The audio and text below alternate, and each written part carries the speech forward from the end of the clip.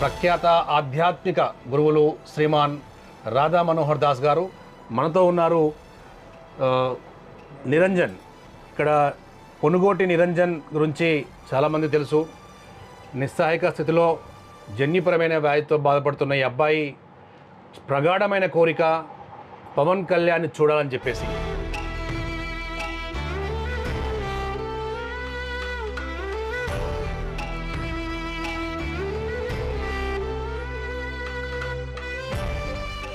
ఆధ్యాత్మిక గురువులు శ్రీమాన్ రాధా మనోహర్ దాస్ గారికి ఈ నిరంజన్ యొక్క అనారోగ్య స్థితిని వివరించినప్పుడు మానవతా దృక్పథంతో స్పందించారు.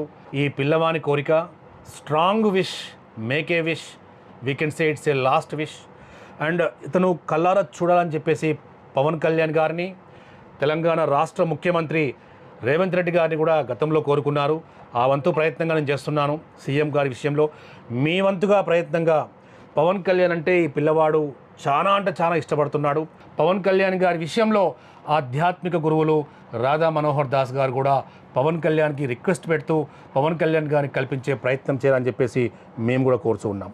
తప్పనిసరిగా పవన్ కళ్యాణ్ గారు లేదు, వారికి బాగా తెలిసినటువంటి వారు ఎవరైనా నాకు కొన్ని సందర్భాల్లో కలుస్తారు కాబట్టి నేను ఖచ్చితంగా వారితో ఈ విషయం నేరుగా లేదా అపరోక్షంగా అయినా చేర్చే ప్రయత్నం నేను చేస్తాను.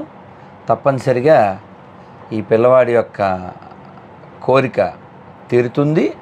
పవన్ కళ్యాణ్ గారు కూడా చాలా సానుకూలంగా స్పందిస్తారు.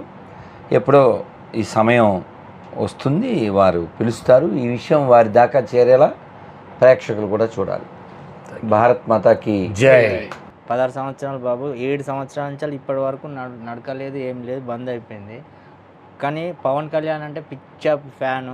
ఇప్పటికీ మన గబ్బర్ సింగ్ సినిమా దగ్గర ఒక 350 సార్లు చూడవచ్చు టీవీలోనే.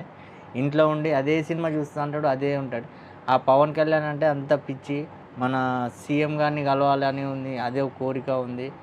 మా బాబు పరిస్థితి చూసి కొంచెం వాళ్ళని కల్పించి మా బాబుకి కొంచెం సాయం చేయాలని కోరుతున్నాం.